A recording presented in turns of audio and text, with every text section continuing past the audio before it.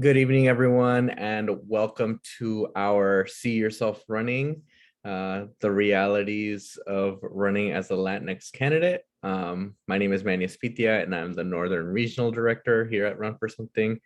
Just give it a quick minute to let folks trickle in.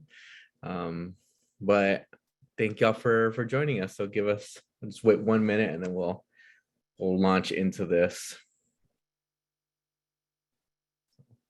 Um,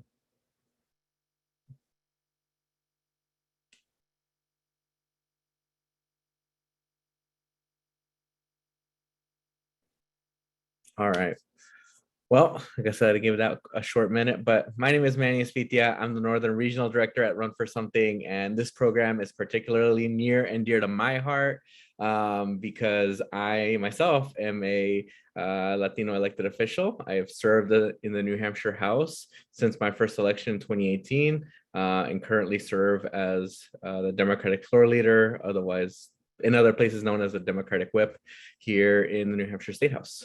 So one of the most rewarding aspects of my job here at Run for Something is to recruit and support amazing, diverse candidates to run strong grassroots elections. I know that there are many current and future candidates on this call, so it is my pleasure to be here surrounded with such great folks. And I'm excited to be your co-host and moderator for tonight's event. So a few housekeeping items before we get started though. So please introduce yourself in the chat box. Make sure your settings are set to everyone and share your name, where you are, and what brought you to the call this evening. And feel free to use the chat box to comment on the program or interact with other attendees. This is a great chance to get to know people and help build community. And after initial discussion with our panelists, we'll open up the floor to questions. So please put any questions you have for the panel in the Q&A box. We'll pull questions from there, not from the chat box. And for this webinar, we are using Zoom live transcription services. So if you would like to have live captions on your screen, please click the more menu in the lower right-hand corner and select show subtitle. And later during the call, we'll launch a poll. So if you'd like to take the next steps in working with Run for Something, you'll be able to opt in. So we'll have that poll at the end. And that wraps up the housekeeping stuff. So let's get into the program. So we're so glad to have you and to discuss what it may be like to run for office as a Latinx candidate. Whether you're running in 2022 or are thinking about running in the future, we hope this conversation tonight will help you think through how your lived experience impacts your work as a candidate and as a community member. To put it bluntly, we need more Latinx people running for office, getting elected across this country so that our experiences are reflected in the decisions we make in leading our communities. Tonight, our panel represents a range of identities and experiences and certainly doesn't represent the entire Latinx community experience. But tonight's call is a place for us to come together as a political community invested in candidates from all walks of life to provide honest advice, answer questions, and create a community of support that you need when you are stepping up to run for office. And before I pass the program off to our moderator and panelists this evening, I want to take a moment to review what Run for Something is all about. We encourage young, diverse progressives to run for local and state office. More specifically, Run for Something endorses diverse progressive candidates who are 40 and under, running for the first, second, or third time, and running for down ballot offices, which includes city council, mayor, county commission, state legislature, school board, county clerk, sheriff, or district attorney, and a few other things I'm probably missing, like water board and stuff like that. And since Run for Something started in 2017, we have identified more than 110,000 young people who want to run for office and have endorsed over 2,000 all-star candidates in all 50 states. To date, Run for Something has elected 640 candidates to state and local offices in 48 states, and our winners are 56% women, 56% women, 58% people of color, and 21% LGBTQIA+. And to date, we have endorsed 335 Latinx candidates, and 127 of them have been elected to office, including some of the folks here, including myself. Hey. So we also provide coaching for our endorsed candidates to support you through every phase of your campaign. We provide resources, trainings, connect candidates with partners who can help them with their campaign, partners such as Latino Victory. And we also work with our alumni to support current candidates and to make connections that will help them govern successfully once elected. We do this because we know that more young, diverse, and exciting progressives running strong grassroots campaigns across the country will increase immediate turnout for Democrats up and down the ticket and help, and it will also help build political power for underrepresented groups across the country, and it will change the conversation about who is electable in this country. At Run for Something, we focus on local, county, and state offices because these elected leaders directly influence people's everyday lives. So we truly hope this call will either help you in your run or convince you to consider running for office in your community. And with all that said, I'm going to hand the mic off to one of my close friends, somebody who I've worked with in the last 10 years. We're organizers together in New Mexico long ago in 2012. So I'm going to hand the mic off to Silvina Alarcon from our wonderful partner at Latino Victory Fund. Thank you so much, Manny. Like Manny said, Manny and I go way back to our first baby organizer days. As most of you have met, there are community organizers everywhere. Some of them are you, most likely they are you, but thank you. We're so excited for this partnership. Thank you to Run for Something for making us a part of this. Latino Victory was founded in 2014 by Henry Munoz and Eva Longoria with the ambitious goal to build political power in the Latino community, to increase representation in government levels, at all levels of government, and to make sure that Latino voices are included in the policies that drive our country forward. Latinos are 18% of the total US population, yet we are vastly underrepresented in government, serving only 1% of elected positions. Latina representation is even lower, despite this demographics, economic, and political influence. Latino Victory Fund works to increase Latino representation in government by recruiting, endorsing, and supporting Latino progressive candidates up and down the ballot who reflect their community's values. So far this year, we've endorsed 53 candidates and counting. And in the past, we have been able to endorse over 200 candidates and electing 100 candidates to elected office. So we're very proud of the work that we've been doing. We're also very proud of the work that Run for Something has done in partnership with so many other allies in the movement.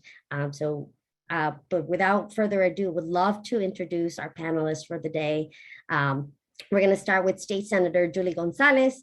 She serves in the Colorado State Senate in District 34. We also have City Council member Jason Chavez from the Minneapolis City Council, Ward 9, and Manny Espitia, who is a state representative out of New Hampshire. Awesome. So we'll start the questions. So we'll get right into it. I will start with Senator Gonzalez. Senator Gonzalez, I know that everybody has an aha moment where they decide to run. And would you like to tell us about why you decided to run for office? Thank you so much. And thanks to everybody who's listening in as well. I had come out of grassroots organizing. I had spent my life prior to running for office organizing community on issues of educational justice, fighting for immigrant rights, and also fighting for affordable housing. And so there came a point during the Obama years when we were seeing such mass deportations happening in our community, and the pain of what was happening as a result of policy to members of our community was so palpable, was so strong. And there were just politicians who did not understand the consequences of the policies that they were promoting. And so at that point, I was the statewide director of an immigrant rights organizing organization. I burned out. I thought maybe I wanted to go to law school. I realized, one, I couldn't afford law school because I still had undergrad debt. And so I ended up being a paralegal at an immigration and criminal defense law firm.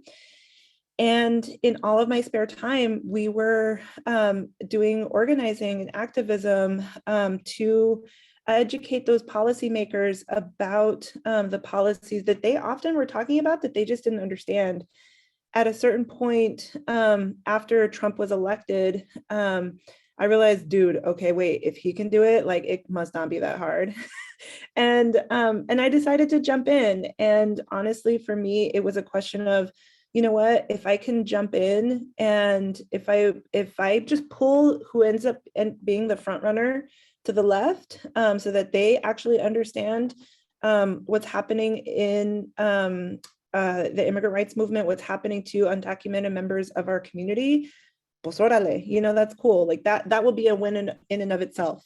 And honestly, like we had such a strong showing at our campaign kickoff that we ended up scaring the front runner out of the race. I was the only person of color, and there was a woman who had jumped into my race for like a hot minute, and then she jumped out because she was like, whoa.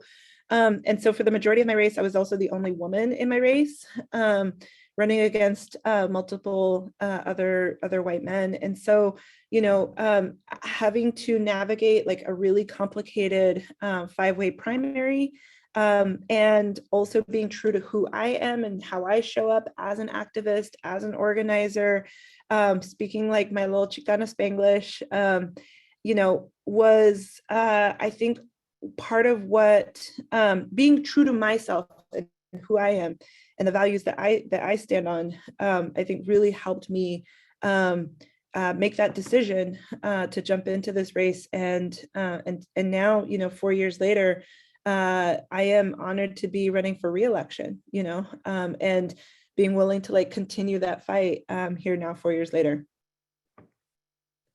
Thank you so much for sharing that, Senator. I know that many of us have been community organizers, and that's truly at the core of the work that you all get to do as elected officials, is be spokespeople for our community and elevating our needs. So thank you so much for stepping up and running. Definitely is, my hat goes off to anybody who runs for office. But Councilmember Jason Chavez, would you like to tell me why you decided to run for office? Yes, I'll do my best. One, I just want to thank you all for having me on here. I really much appreciate that, and thank you all for tuning in tonight. Again, Jason Chavez, pronouns are he, him, his, and I have the honor and privilege of representing the 9th Ward on the Minneapolis City Council. And I can give a little context of where the 9th Ward is in Minneapolis and in the state of Minnesota. It's the most diverse in the city of Minneapolis. It's where I believe a racial reckoning started here in Minneapolis, across the nation, the United States, and the world, where George Floyd was murdered right in this ward, where we saw the 3rd precinct burn to the ground, and where we saw our cultural corridor. Our cultural corridor is called Lake Street. It's where a lot of our Latinx small business owners have their mom and pop shops, and where we saw their small businesses burn to the ground as well. And that context is important because up to then, we saw a lack of action on changing our policing system in the city of Minneapolis. And part of the reason why I ran is because in our city, the solution to a lot of the public safety issues was continuing to throw millions of dollars into police department. And that's not something that I was supportive of. I believe that we can do something different. And in the campaign, I supported a new ballot initiative that would create a new Department of Public Safety in our city and would give the council legislative authority over the police department, which would mean that I would be able to represent the people in my ward and propose changes to our police department. I hadn't seen that from the council member that was there. I hadn't seen that from the city council in general. And I truly believe the lack of culture change, structural change to the police department led to my ward ultimately being burned to the ground. So that was part of the reasons why I decided to run, you know, being a true voice on the council and not backing down on changing that cultural and creating structural change. On top of that, I'm the son of Mexican immigrants, proud Mexican immigrants. My parents are from Puebla, Mexico. They came to the United States at a young age. And oftentimes when governments, specifically I'll talk about the city government in Minneapolis, when they would pass policies, they would include everybody except undocumented immigrants.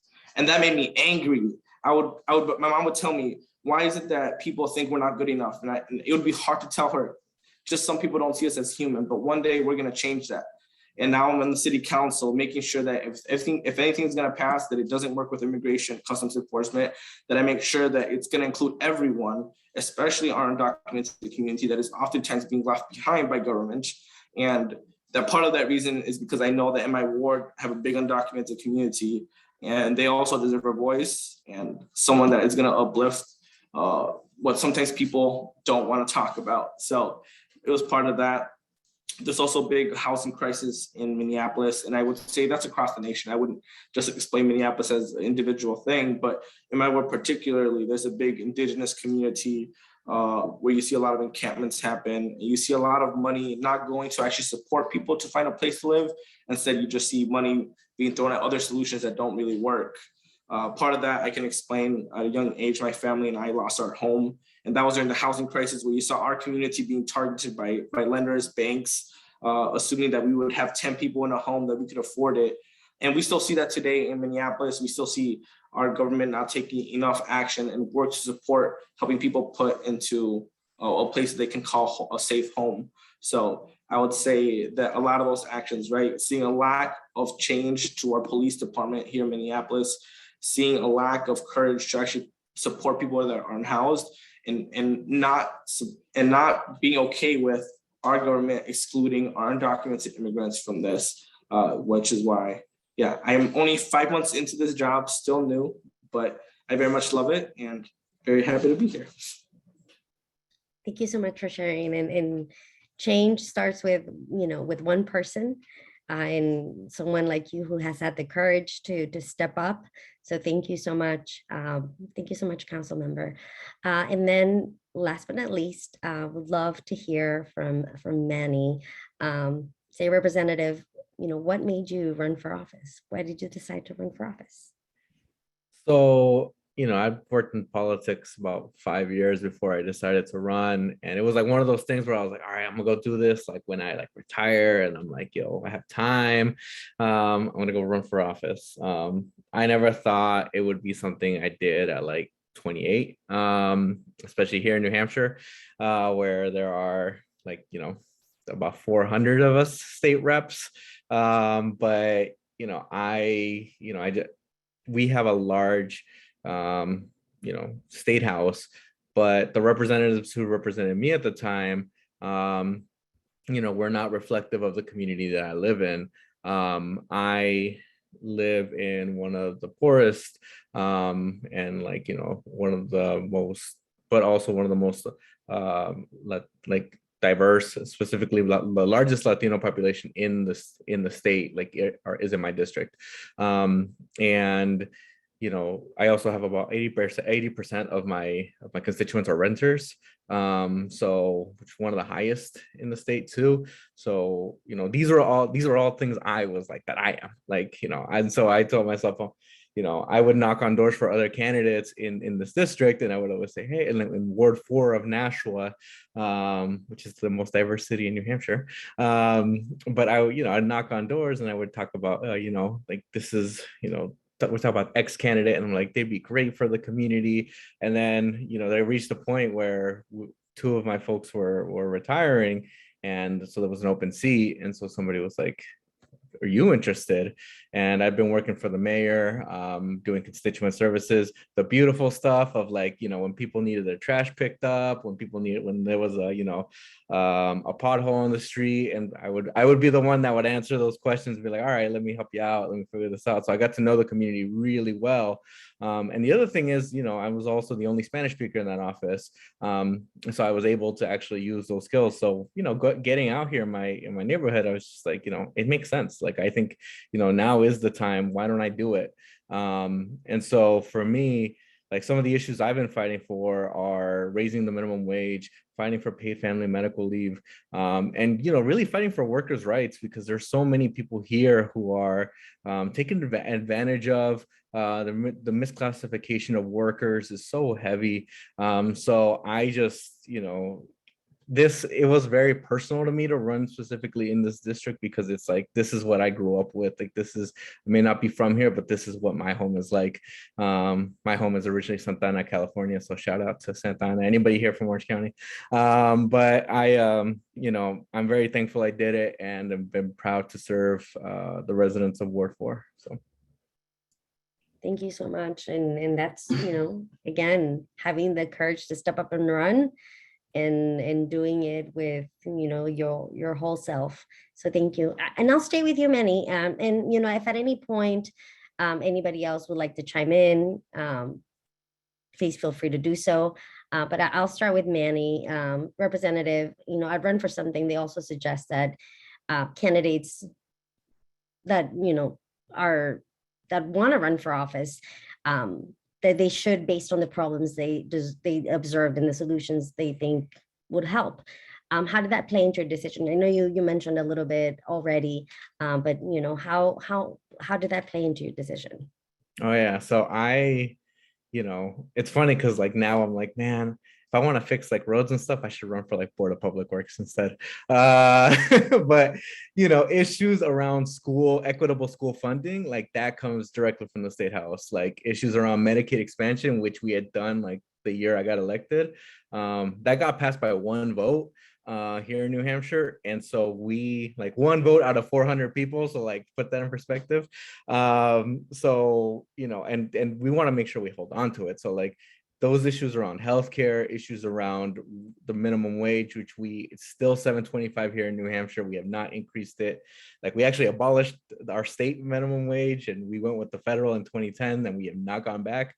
So, there are so many of these issues that are specifically targeted towards the State House. So, I've been, and now you're seeing issues around reproductive rights, around voting rights, around, what's the other, around redistricting. That all happens in the state level. So like that is all stuff that, why we need really good folks to run for state office is because, we are, everything that's happening in Congress, like it's tough. And like, as we saw the last 4 years, like it has been hitting us hard. So like state houses are state legislatures are the last line of defense. So we need to make sure we have really good folks elected there. And so as we see like the attacks on LGBTQ people, specifically transgender people, like that, that's coming from our state houses. So I am like fighting like hell in New Hampshire to make sure that we're protecting our most vulnerable, so to speak. Well, thank you for fighting, for sure. But would anybody like to add anything?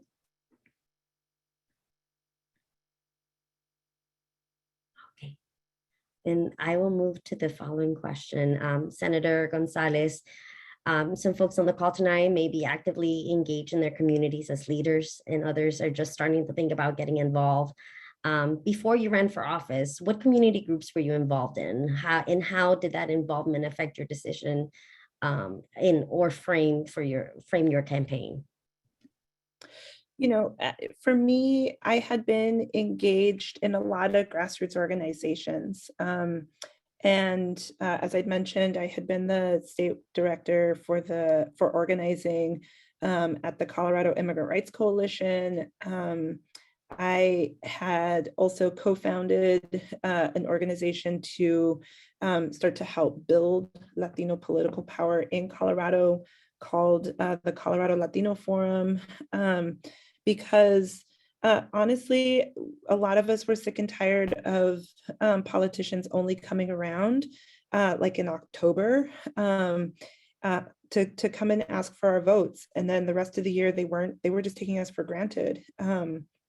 One of my colleagues, he was in the state legislature at the time. I was like an activist out in community, and he would get really frustrated, and he would call it's the Latino booty call, right? Like where it's just electoral, trying to get votes, and we're worth more than that. And we have, and we care about a number of issues, and we're not a monolith, right? And so being able to, within grassroots organizations, right? Like where not all Latinos are immigrants and not all immigrants are Latinos, you know, to be able to hold that complexity out in community, and then to start to you know, bring that diversity of viewpoint to our elected officials, you know, I think was really exciting and really, I'm not going to front, it was really hard and complicated too, but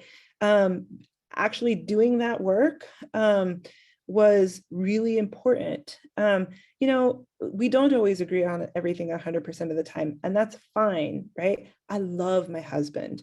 We don't agree 100% of the time. That's cool, you know, but it's the fact that like you're able to have the conversation that really matters. And, you know, bringing those perspectives to decision makers is what's important, right? And also not just being willing to say things, but also being willing to listen as well. And that, so like getting involved in grassroots organizations, getting involved in political organizations was super, super helpful for me. And then I was also a part of like a poetry crew. We would do like open mic poetry with young students and young people in community. And it was a place where we could also like just try things out. And, you know, sometimes it was really bad poetry and sometimes it was actually really powerful, you know, and starting to like get together with poets and artists who were combating gentrification in the north side of Denver, in my community, you know, and like doing like street protest poetry slams, right? Like, and just trying new things, combining art and music into social activism as well was really important. And so like those kinds of things were what helped me when I finally made the decision of like, dude, you can protest 100 times outside the Capitol, but you need somebody on the inside as well to like actually run the bill that will make the positive change. And so I've always been of the mind that like, you know, the work that community does outside the Capitol makes the work that we do inside the Capitol possible, you know?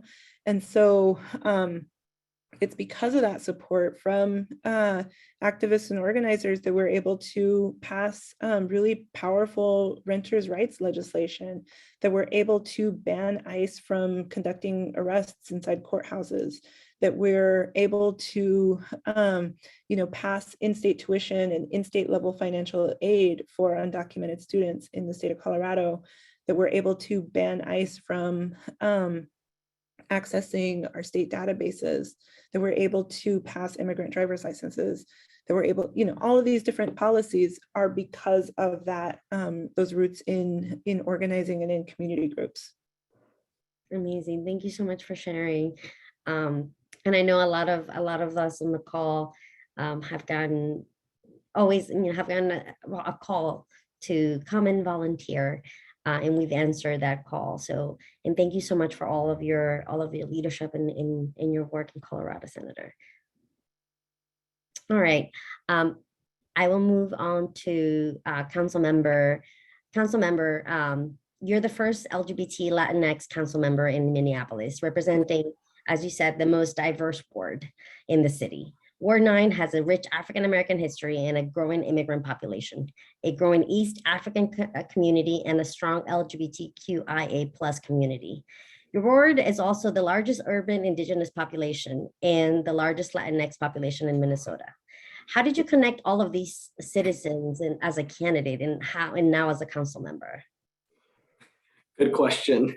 One, I think 8 people ran for this open seat, and it was people from every community, because I think you know, representation is really important in Minneapolis and across our nation. So connecting with people at the beginning was very difficult, especially when you have to gain the trust of community members to actually get the support of people that live there. I know specifically where I have a big Indigenous community. It's in Little Earth. It's one of the biggest in the United States, actually. And in order to get their trust, I had to talk with elders. I had to continue to show up. they would have a lot of events and I would have to make sure that I showed up to everything as much as I could to make sure that they knew that that's not the commitment that I only had on my campaign, but throughout my term here as a council member, to make sure that I'm always going to show up to this community and not. Oftentimes what happens is we have people get elected and then they never come back, like the senator was talking about. They disappear, they come back just for votes. But knowing that you have to make commitments, you have to show up and continue to support them and anything that you can. So meeting with the elders was really critical in this process. When it came to our Latinx community, it was a little bit different. I speak Spanish, so that helped me a ton. I got to connect with moms, dads, children, or people that would talk to their parents in Spanish. And it was a way that you could connect to someone. When you're able to speak someone's language, this beautiful thing happens where they can trust you a lot more than they can trust anybody else. And I could see like the mom is especially being like, I'm so happy you're running. I need you. You're going to run for mayor one day. I'm like, that is not what I want. I want to stay in my little seat. But you could see that the language and coming from this community, the spark that the moms especially had, and being super happy because they're like, that's going to be my child one day.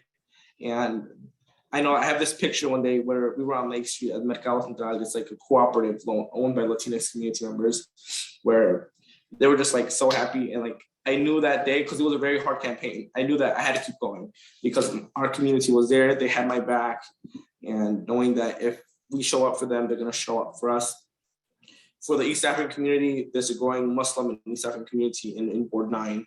My campaign manager led my campaign, and she was Muslim, East African, and she helped me make inroads in the community. That oftentimes we have our Latinx and East African communities, we relate to each other a lot, but when it comes to elections, it can get very complicated, unfortunately. So part of this campaign, we talked before we ran, we said, we're going to have to make those inroads. We're going to have to come together and make sure that our communities understand each other and know that if we can fight for the bread we can fight for the bread on top instead of fighting for the little crumbs that oftentimes we have to do so much. So that was part of that. So again, we had to go to different places. It was bus stops. Go sit at that bus stop. You may talk to someone that doesn't and can't vote, but it doesn't matter because that's one person you got to touch, one person you got to connect with, and one person that you actually got to meet and learn their experience. My campaign wasn't focused just on getting votes. It was focused on getting to know the people that live in the district. I mentioned earlier, the biggest undocumented community in Minnesota is in this ward. So the majority of people I got to talk to could not vote, but they deserve to have a voice in Minneapolis. They deserve to have a voice in their state. And reaching out to them, and they would tell me, it's okay, you don't have to talk to me, I can't vote. I'm like, I don't care. I'll sit in your porch for 1 hour because I care what you're gonna say. And what I'm gonna get to do is based on what you tell me and what I learned from you. So getting to actually know people for who they are, not as votes, getting to know them as human and learning from them, it was the best approach that helped me learn a lot, because I know that I could have door knocked like a whole bunch of doors, but sitting down with somebody in their front porch for an hour just talking about life, it was worth it. So I hope that answers some questions. And then moving forward, what I do now, and going back to Senator Gonzalez, what she was saying, right now, oftentimes politicians, elected officials, they only come back to knock on your door when election time is coming. We're doing year-round organizing, year-round door knocking. So I continue to door knock. When I have like listening sessions, I door knock the neighborhood. Even if I can't do it for a lot, I still door knock because I need people to know that not everybody gets my newsletter, not everybody gets my emails. So our people, our community members, you meet them where they're at, and it's in their backyard, it's in their door, and you let them know what is happening. So that is something that people have appreciated. It's stressful, but it's all worth it. You're so right. Connecting to the humanity rather than just thinking about just votes. I think it's super important. You mentioned, your campaign manager. Candidates often are worried about building their teams and staff and volunteers. Campaign managers, treasurers, other volunteers. How did you approach this to build your team? I got very lucky because maybe not the best advice, but two of my best friends, we all sat in the room and we said, you know what, we're doing this together after a lot of community members asked us to do it. And I said, I need y'all to promise me that no matter how hard it gets, you're gonna be there, because it's gonna get times where it's ugly. There's gonna be times where we're celebrating, like when we won, and there's gonna be times when we're crying and we're happy. But I'm gonna need 2 people that are committed to this and that are gonna help me along the way and that are gonna be there with me if we win at City Hall. And they knew that they were committed to that. So there was people with experience that I do recommend that you do have people for sure that have experience. But I would also recommend that you hire people from the neighborhood, hire people from the area that don't even have that experience, but want to do something in their neighborhood, that want to enact change. I was able to hire people that lived in the area. That was very helpful, and helpful to their upbringing, helpful for them having a job, helpful for them learning and getting to meet new people. Yeah, so I would say it's a recommendation, take it or not. Hire people that have done the job in the past, and also hire people that don't necessarily have the experience but want to do good work and that live in the area. Awesome. Thank you so much. As a person who, has been all over the country organizing, I can attest, there's no better connection than the folks that are already in the communities that are doing this work already. So, would anybody like to add anything?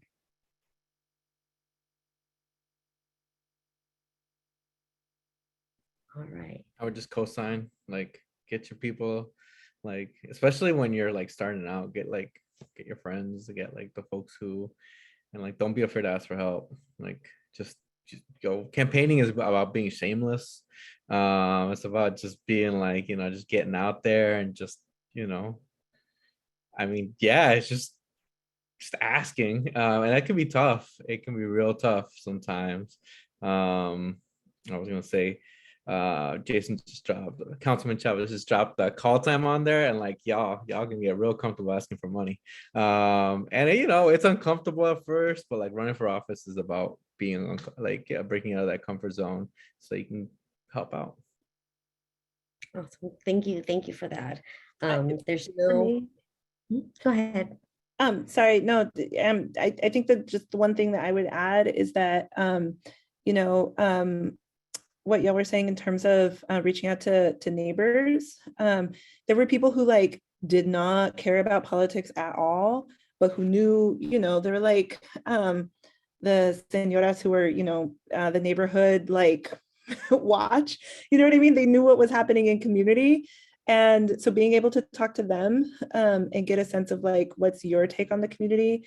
What's your take on what's happening? One thing that we did very early on when we first started knocking doors, after we put together sort of our plan, the traditional way of thinking about running for office is that you go and talk to the folks who always vote, because they're going to be the people who you need to go make sure they vote for you. We did something a little bit different. We actually went to the places that were the lowest propensity voters and did a listening campaign there. Because guess what? Those were also the highest concentration of Spanish-speaking voters and voters of color.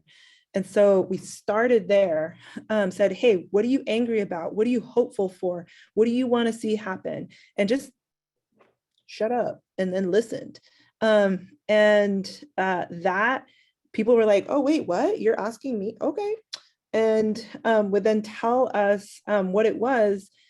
And guess what? It was the same things as what the things that the high propensity voters wanted, but they had just never been asked and been invited to have those conversations before.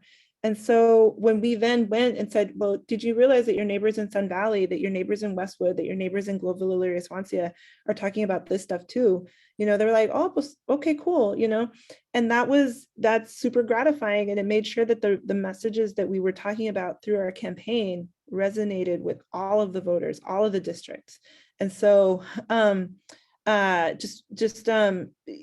doing that work and being thoughtful about how we're approaching talking to folks in our community, just because they're not like hardcore party activists or what have you, doesn't mean that they don't care about community. And so just keeping that front and center in the way that we like stepped up to run our campaign.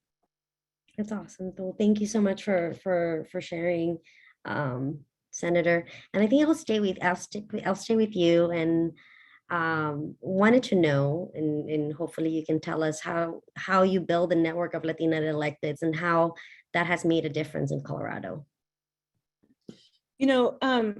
when I ran in 2018, we actually broke a record in terms of the number of Latino candidates who were elected to the state legislature.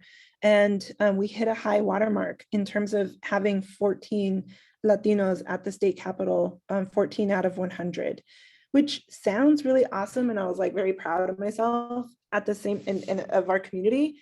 At the same time, that's not even parity yet. You know, Latinos are almost 25% of the population. And so for us to reach 14 is both awesome and yet really shows that we have a lot more work to do. What was really exciting is that the following year in our local in our local city council elections, we had a record-setting number of Latinas who were elected to the Denver City Council as well. We had 5 in the Denver City Council, which was just amazing and unheard of. And I was elected in 2018. They were elected, I believe, in 2019. And then, you know, COVID hit and the world kind of stopped and fell apart. And in those, when you know, we were all first in lockdown, a number of us, we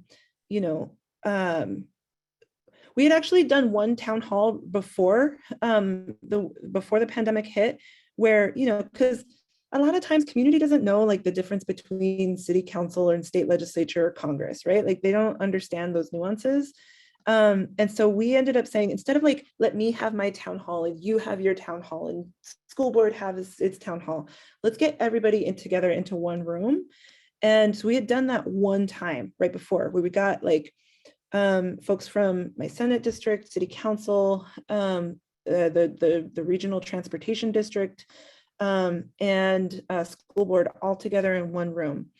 And then that was literally February 2020. The following month, when the world fell apart, we started a text thread and started like daily Zoom calls, and then started doing joint town halls to our community to just let folks know, hey, this is where you can go get food. This is where you can, you know, if your kid needs to register for internet to be back on online classes or what have you, here's where you can go and get these resources and help if you need help to avoid eviction, blah, blah, blah, right? And just getting resources out to community. And when vaccines first became available, we call ourselves the jefas, just like myself, a senator, a state representative, Serena Gonzalez Gutierrez, and then 2 council members, Jamie Torres and Amanda Sandoval, and a school board member, Angela Covian. We worked together to coordinate vaccine clinics because our Latino elders were not getting access to the vaccines, even though we were disproportionately impacted by the pandemic and more of our elders were passing away. And so, you know, that sort of relationship and not making it about us, but making it about the good of our community has been really, really effective. When we have questions, and you know, we're like, hey, how does this work for school board? You know, to be able to have that level of trust, to be able to ask those questions honestly and to get answers from people who also are like awesome and experts in their field is really, really exciting. And community knows that like, it's not like when we put something out, it's not about like us trying to like self-promote, it's about us really trying to like do the best good for our community. So we've coordinated on a number of community events. It's been a lot of fun, and we've built a lot of deep trust, knowing that we also still have to build that pipeline, so that who's going to follow me when I'm turned out? Cool, we're like working on that. You know, who's going to follow and like, you know, step up to run for higher office? Cool, we're working on that. And so it's just been a really, really amazing space for us. It's amazing. And I love the jefas. Love it. Love it, love it, love it. Switching gears a little bit, I would like to ask Representative Espitia, you know, a lot of the work that is done by the candidate is call time, as I've seen. So, you know, how did you approach fundraising? You know, what did your campaign need money for? I mean, so if people wanted to see my beautiful face in their mailboxes, or if they wanted to see it on literature, things like that, then I need to raise money for it because I ain't got money like that. And at the time, I wasn't really working. So before I got this lovely job working at Run for Something, so I, I had to call up some friends and be like, hey, raising money. I'm lucky. I represent considerably less people than both of the other electeds in this call. I represent only 9,000 people. So like the number of things I have to purchase is a lot less. So I don't have to raise as much money. But I still, I want to win. I made, if any of y'all have run for office or have thought about running for office before, or just done the training, then heard this thing called like a Rolodex. So I busted out my phone. I used my at the time 7 years of campaign experience. I'm like about to plug all those phone names and phone numbers and emails into a spreadsheet and just put, say, okay, I know my friend Angel from the college, and I know he'll be down to give me $25. Just plug in values, and sometimes it's hard because a lot of folks may not have as big a network, and it's hard to start. But you start there and you sit down, you crank out the calls. It's not rocket science. It's really not. The process is very simple, but it is really you have to muster up that courage. Because a lot of us, yeah, we don't like asking people for things. I don't like asking people for things sometimes. So, especially not for money. So it's one of those things where you're you gotta let it go. You just gotta be real humble, and you just gotta say, all right, let's do this. I'm raising money because I want to get elected so that I could help my community. It's not I'm just gonna let Manny borrow $20.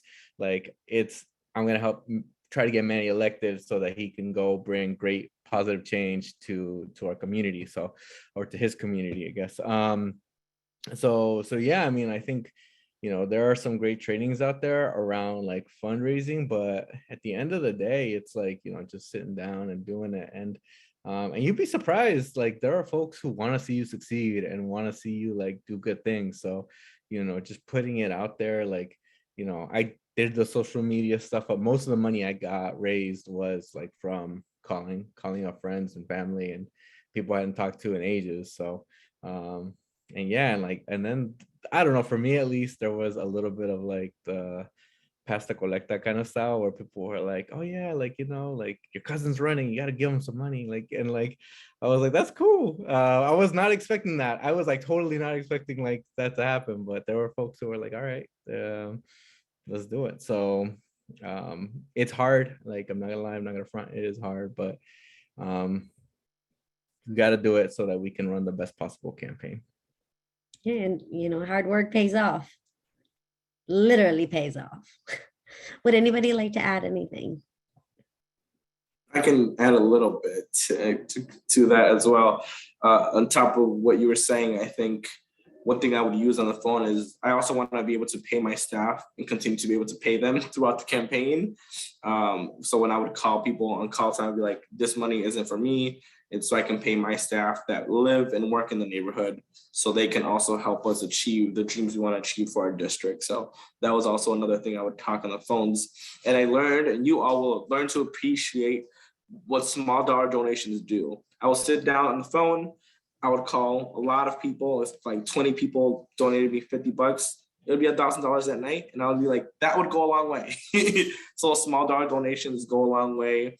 When you were talking about the Rolodex, making sure you call your family, friends, your tias, your uncles, I don't know, that comes a long way. And it's important. You learn that even your auntie giving you $20 means a lot, because it's a lot of people that help our campaigns run do not come from a lot of money, and they're giving it their all just to see you support your community. So yeah. Awesome. Thank you so much. I'll just say that I was super cheap. And I had been, because I was an organizer beforehand, I would be inviting people to come to events, come to this rally, come to this protest, come to this school board meeting, come to this thing, da, da, da, da. And it was time, right? And so when I was actually doing call time and saying like, hey, I don't need you to give me like your entire Saturday, I just need like $50. People would be like, sweet, that's so much easier. And so people were really willing to give their money. And I was also, like I said, I was super cheap. And so instead of buying like campaign pizza, which just, it's not my favorite thing. What I would do instead is I would just I like stress cook. And so I would make like a big pot of frijoles, and I would make like a big thing of chicken, and we'd put like little tacos together. So if you canvassed for us, I would feed you, and it was way cheaper than buying pizzas. And it also was like a stress reliever for me. So that was really good. So little What things. happened to one of your canvases? That's the question. I know, right? It was fun. I It was will a lot knock of on fun. the doors. I'm like powered by frijoles. It was great. Thank you. Well, fundraising is not easy, but doing the work pays off, as we've learned. But switching gears a little bit now, we'll close it off with this. And, we would be very remiss if we didn't bring up abortion access and the role that local and state elected officials can play in ensuring that patients make healthcare decisions with their doctors without government interference. Would each of you like to talk about how your office has or could affect reproductive rights? And we'll stay with you, Senator Gonzalez. Certainly. I'll just say that when I was in high school, in my English class, we had a debate in my class, and I remember it really clearly. And my high school teacher was like, "Hey, like, where do you stand on abortion?" And I remember very clearly being like, "Well, I would never find myself in that position, but I guess I would, support letting it happen for people who need it." And I was super judgmental in that moment. And like, not even like 3 weeks later, I realized that the girl who sat right behind me in my class, that she had actually just had an abortion. And I remember what it felt like to feel that sense of like, whoa, like I was super judgy and that was like not cool. And so I've always tried to just kind of respect where people are at, no matter where they fall, This year, after Texas passed its Senate Bill 8 in September, a group of us got together and we put together legislation that was just signed into law in April by our governor that will protect anybody's ability to make their own reproductive healthcare decisions free from government interference. And so that means if you want to carry a pregnancy to term, that will be respected. If you want to seek contraception, that decision will be respected. If you want to seek abortion care, that decision will be respected in our state. And it was really powerful. It was led by grassroots organizations. We built a broad coalition to make this happen. But what we know is that in a world where Roe v. Wade falls, it will be working class people. It will be, women of color. It'll be immigrant women. It'll be Spanish speaking folks who end up having the fewest options and ability to travel to access abortion care. And so I'm really proud of the fact that in Colorado, we're gonna stand strong and we're gonna protect access to abortion care in our state. And we know that things are going to get worse before they get better, if I'm being really honest. But I'm really proud of the movement that we're building. Thank you. And thank you for your leadership and in all of your work, making sure that abortion care is open and available to anybody who seeks it. So thank you so much. Councilmember Chavez, would you like to say something? Yes, it gets a little difficult on the city council because we don't really have jurisdiction like a state legislature would have. So the power balance makes it a little difficult, but I know we passed a resolution I think 2 weeks ago, 1 week ago, asking the governor to, protect the right to an abortion. And then we've been trying to get creative on the council, what efforts we can do at the local level. And some things that I want to work on with my colleagues is like, how can we create like an abortion fund here in the city of Minneapolis so you can expand that access for people to get an abortion, how you can open more or support organizations with funding to open an abortion clinic here in Minneapolis. So while we don't have jurisdiction to change the laws that we wish at the local level, there's ways that local and municipal offices should be doing to actually support the right for people to have an abortion. So I wish I had legislative power over that, but I don't. And I guess this is just me saying for anybody hearing, if you are a local elected official, that you should be doing because what's happening is not okay. Yeah. Thank you. And we'll close it off with Representative Espitia. I would just say, although you don't think you have power, like there are people who can move us backwards and like on like ordinances and like planning and oh man, your planning boards team, always check out what's going on in your planning and zoning boards because those people can affect some horrible changes. But at the state house level, we are doing the best. Like I guess we have a Republican House, Republican Senate, and a Republican governor. We also have a Republican thing. It's called like an executive council. They make decisions on funding any state contracts that are over $10,000, which is basically everything. So they themselves have taken out funding for Planned Parenthood. They rejected their contract. Our state house and state senate. So we had a bill to do what is it? An abortion ban, but it failed. So what they did, them being real messed up, what they did is they put that language in the budget, which they can do. They put that in the budget. It has no place in the budget. They put it in the budget, a 24-week ban with no exemptions. And the governor was like, yo, it's the budget, I gotta sign that. And so he passed it.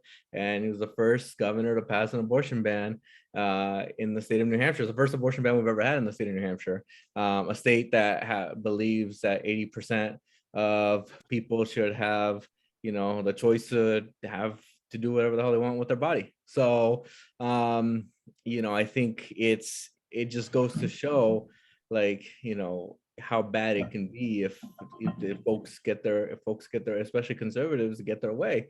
And ever since we've worked hard to repeal and create exemptions for it, and they're gonna pass. Although I'm gonna be real, like part of my job is I'm the whip, so like I have to make sure people are in their seats and people are voting. And when you have an 183 person caucus, like it can be very difficult. But like we actually lost the vote the first time and was like to put in exemptions for it. And then it was like one of my proudest days in the House, besides beating right to work, which we've done every year. But we lost the vote by 2 votes. And I was like, I can find 2 people. Like, give me 3 minutes. I will find 2 people and take this bill off the table. I found 3 people, or like 2 people, got them in their seats, and we got it back and we won. And we won the vote. We went to the Senate, it passed the Senate, came to us again. And it's going to be sent to the governor. He's going to sign it because he knows better. Because he likes to call himself a pro-choice governor. Although, but then he also says he's also the governor who's done the most for pro-life. So I'm like, this guy's a flip-flopper in the worst way. But yeah, so y'all should run for state level office because we have some terrible people in state government. So that's my advice for everybody. And we got to protect people's rights to do whatever they want with their body. Amen. So thank you so much. Thank you, Representative Espitia, for your words of wisdom. Senator Gonzalez, thank you so much for joining us this evening. Councilmember Chavez as well. Thank you for all of your input. This is where I part, and I will hand it back to Manny for the rest of the night. So thank you so much, everyone. Thank you, Salvina. I'll reach back and like thank you to our homies at Latino Victory. They're literally one of my favorite groups. Like I said, shout out to them endorsing me and taking a chance on me as well. But I am actually, before we continue, I'm gonna just open up a poll. So if you're interested in talking more about your plans to run for office and brainstorming next steps, opt in for a call with a Run for Something volunteer. If you're running for office in 2022 and apply for endorsement, the volunteer call will serve as an endorsement interview. And if you're still thinking about running, the volunteer will ask questions that will help you figure out what to do next. And if you opt in to speak with a volunteer, you'll receive an email from them in the next few weeks to find the time that works for both of you to talk for about 30 minutes about your campaign plans. So I'm going to go ahead and launch this poll. I highly recommend that everybody does it.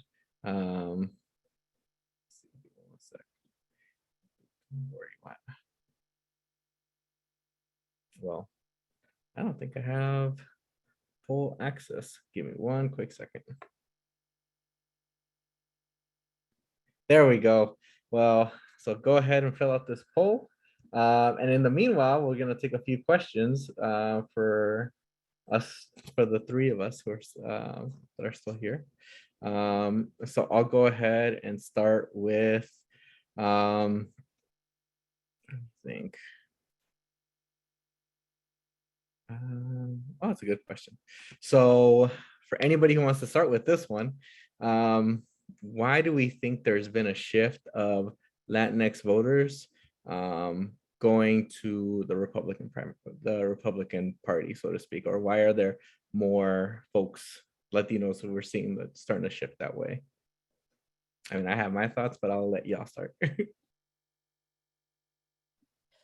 I'll just say briefly that Latinos are not a monolith, that no party has control over our community, and that every party, all parties, every candidate needs to work to earn our community support and vote. And what I will say, as someone who is a progressive, that there is one party who has, made a lot of political power off of demonizing and scapegoating immigrant community members and Latino communities for a lot of the ills in society. And there's a party who hasn't done that, and so I do think, though, that both parties have a lot of work to do to be more inclusive and to earn our community support. And so I never take any of that for granted. I'm constantly pushing within my Democratic Party to step up, to do better, to do more. But that's why we need folks like us to step up and run, to be part of those decision-making processes to make those changes happen. I can bounce off of that a little bit. And I'll give an example here of what happened in Minnesota. A couple of years ago, we had a trifecta. We haven't had one since, but we had control of the governor, the Senate, and the House. And we had this bill, which we refer to now in Minnesota, the Freedom to Drive bill, which would allow undocumented immigrants the ability to drive without fear of deportation. And at the time, the Democrats decided it wasn't important enough to vote on, and they made sure that the legislature that controlled, Democrats had control of the trifecta, that they wouldn't vote on it. And it made immigrants in Minnesota feel really bad. It made them feel like the party that I'm in right now, obviously, did not care enough about them to actually put something to vote, and that disenfranchised them. And that is something that is held over the Democratic Party in Minnesota to this day, that why should we continue to vote for you guys if you guys are good? When it comes down to it, you're going to vote against the interests of our own community. That's just mostly specifically talking about why people, when they question why should we even vote. When it comes to the Republican Party, I think they also don't do enough to support our community. But I just want to give that context here in Minnesota, why oftentimes people at least don't trust the party that we're in right now, because when it push comes to shove, we've seen at times here in Minnesota where our immigrant communities were thrown under the bus. And I think when we do take the majority, and I hope we do in this year, that we finally allow that reconciliation and do what is meant to happen. And like other states, that driver's licenses for all bill is really important. And I think we can get that done, but we need to make sure that the Democrats we elect actually trust us and will do what's right. So I got that bill vetoed. So we got it through the House and Senate 2018. But our governor. So no, but that's real. And I think that, a lot of just in politics, it's like you gotta deliver, you gotta give people a reason. And I think that's one of the things that I always tell everybody who's running is once they get elected is like you gotta deliver here with people now. Like you gotta follow up on what you asked for, because voters I think a lot of, it's not more of a Republican Party, but more of like I just won't vote. And like people are just, the stakes may not seem as high to them because, at least for like I have family members. Like when you were talking about talking señoras, Julie, like Senator Gonzalez, like I think like I have my barometer, I have my community barometers. Like those are people who I talk to and will give me because I am so wrapped up in what's going on in the state house and the Capitol that I'm like, I need to talk to the people who are actually on the ground and they'll tell me they're like, man, I wish, I wish someone would do something about this and that's where I'm like, all right, like that's who I use to judge whether or not, we're doing a good job is like listening to those folks. So, and I will also say there's a large amount of disinformation that is targeted towards the Latino population, Latinx population. So, because people don't regularly Spanish,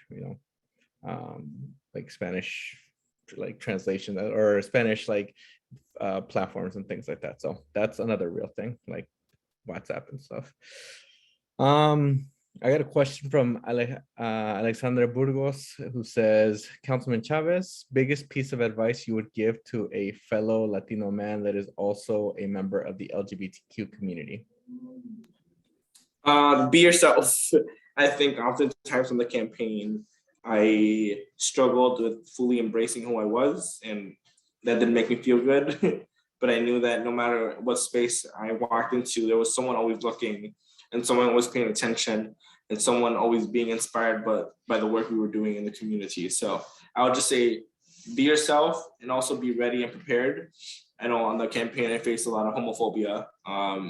And not even my district is very progressive. So it wasn't from the people in my ward, but my opponents would use me being queer as in the community with communities of color saying, do you really want to vote for this person that likes other dudes? And it would not be fun knocking on doors when there's a lot of internalized hate at times in our community. So I would just say, be yourself, be true to that. People will see you through that. And that there's always somebody watching, and that somebody always watching may not mention it when it's happening, but in the future they'll say, thank you for being yourself and for embracing who you are. And oftentimes I know that I got communicated after I won, like how much it meant to a lot of people, and that being unapologetic to you meant a lot to them. So just be yourself. It's hard sometimes, and I hate saying that, but it was for me. Be your most authentic self. That's real.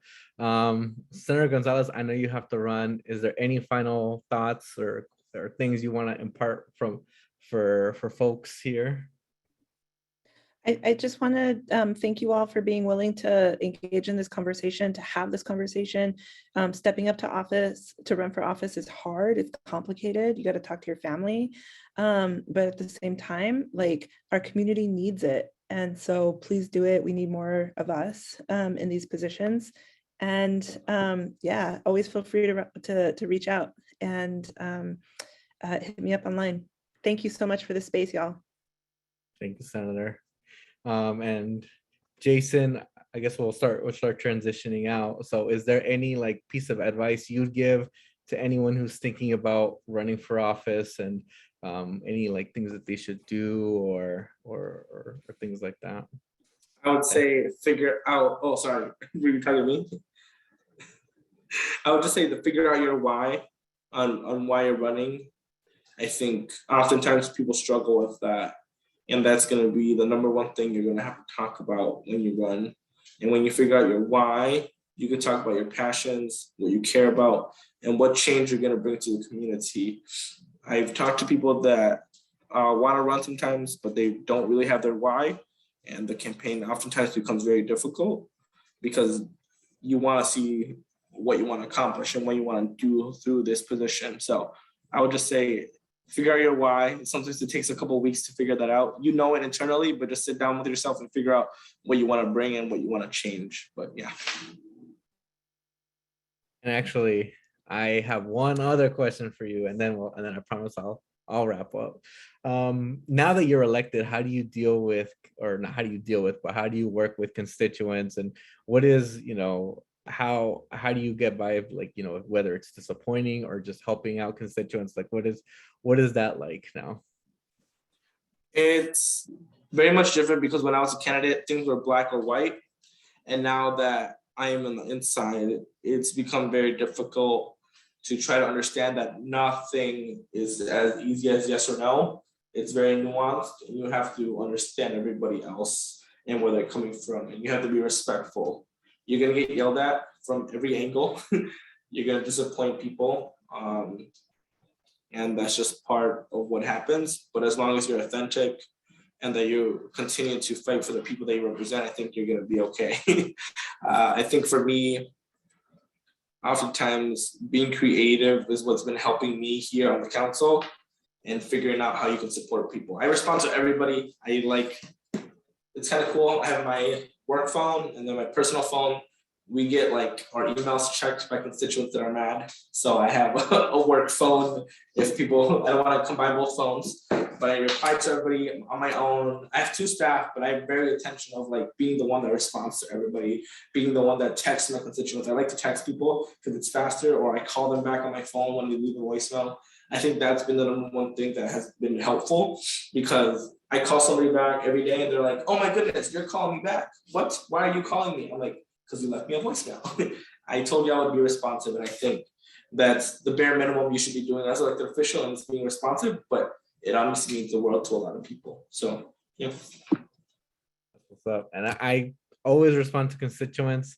There are people who are going to email you who might not be constituents. So it's like, don't worry less about those. But the people who, like, especially in my district, like whenever I get emails from people in like my neighborhood, I always respond, because whether it's like I agree or disagree with them, like I always want to let them know, like, I voted this way because, I think the majority of our neighborhood believes this, or so, or thank you for reaching out. I always thank them. Like, I always appreciate like hearing feedback from folks. So, but as I close, I just want to say, when running for office was one of the best things I ever did in my life.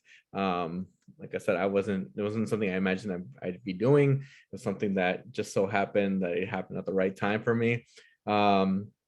And so, as I'm wrapping up my second term, I say my best piece of advice is just go out there, talk to as many people as you can.